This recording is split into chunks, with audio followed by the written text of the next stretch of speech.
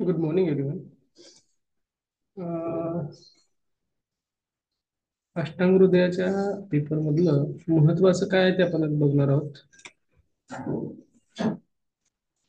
Screen दिसते मला वाटतं सगळ्यांना.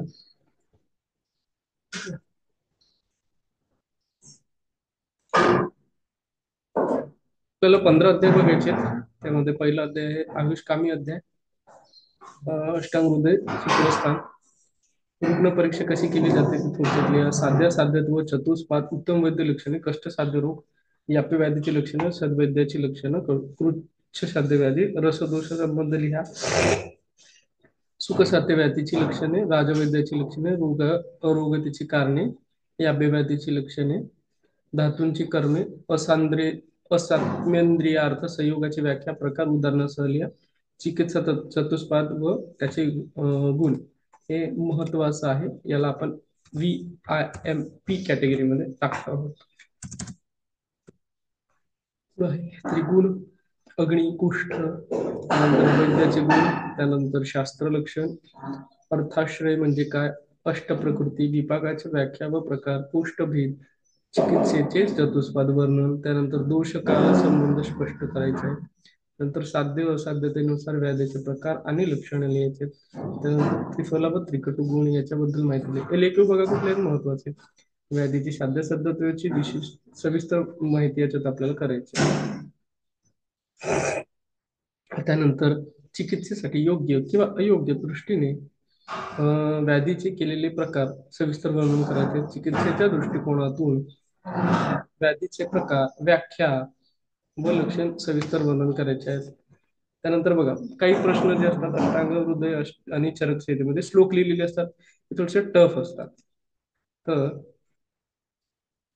रोगम आदहु परीक्षे तदनंतर औषधम तदकर्म पश्चात ज्ञानम समाचरित.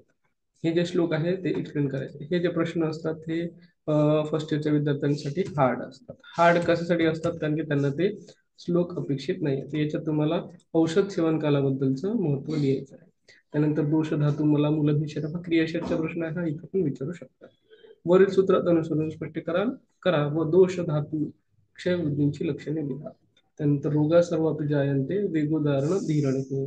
त्यानंतर कालार्थ कर्मणा योग्य डॅश डॅश डॅश रोग कारण श्लोक पूर्ण करून संदर्भ स्पष्ट करा. आता हा प्रश्न जो आहे हा पण हार्ड आहे का तर हा श्लोक लिहिणं तुम्हाला अपेक्षित आहे आणि हा श्लोक तुम्हाला पाठ असणं गरजेचं आहे. 2013 विचारलेला आहे असे विचारू शकतात. त्यानंतर दंतधावन विधी एसीची दिनचर्या सुरू केली आपण. अभ्यंगाचे गुण लिहायचे अभ्यंग विधीचे फायदे लिहायचे व्यायाम कर्माचे महत्व लिहायचे दशविध पाप कर्म लिहायचे त्रय स्तंभाबद्दल माहिती लिहायचे व्यायाम व्याख्या व उपयोग लिहायचे व्यायामाचे लाभ व मात्रा निद्रेचे लाभ मुखलेप अभ्यंगाबद्दल माहिती नित्य निरोगी राहण्याचे उपाय स्नानाचे महत्व अभ्यंगाचे महत्व स्नानाचे फायदे दिनचर्या अभ्यंग विधीचे फायदे हा खूप वेळा विचारतात. त्याच्यामुळे हे तुम्हाला पाठ असलंच पाहिजे मस्ट. त्यानंतर आहे ब्राह्ममुहूर्त उद्वर्तन विधीचे महत्व. त्यानंतर आहे दंतधावनाचे द्रव्य दिनचर्या सविस्तर वर्णन हे लिपिमध्ये बघा हा बऱ्याच वेळा विचारतात. 2001 1491 ला आलेला आहे. दिनचर्यानुसार सविस्तर माहिती लिहून दिनचर्याच्या पालनाच्या आजच्या काळातील महत्व विशद करायचं. त्यानंतर श्लोक आहे म्हणजे हा प्रश्न टफ आहे. श्लोक आहे म्हणजे हा प्रश्न हार्ड आहे. ब्राह्मी मुहूर्ते उद्दिष्टे स्वास्थ्य रक्षतो आयुष्य या श्लोकाचा अर्थ स्पष्ट करून दिनचर्या क्रम महत्व स्पष्ट करा. बरेचदा तुम्हाला स्पष्ट करायला असते खालचं लाईन नसते त्यावेळेस तो खूप महत्वाचा असतो. 2021 ला विचारलेला आहे. त्यानंतर ऋतुचर्या आदानकाल वसंत ऋतुचर्या लिहा. त्यानंतर आदानकाल विसर्गकाल शरद ऋतूत रक्तमुक्षणाचे कारण लिहा. नंतर ग्रीष्म ऋतू मध्ये वातदोष संचयाचे कारण काय ते लिहा. ऋतुसंधी काल शोधन काल विसर्ग काल म्हणजे काय ऋतूमधील ऋतूनुसार दोषांचे चय प्रकोप प्रश्न काय ते तो चार्ट बनवायचा असतो तो महत्वाचा आहे. नंतर ऋतुसंबंध काल ऋतुबल काल ऋतुसंधी म्हणजे काय त्याचं वर्णन हेमंत ऋतूतील विहाराचं वर्णन असं एखादं विचारू शकतात. एक ऋतुसंधी व त्याचं महत्व हा महत्वाचा आहे. It's ILP.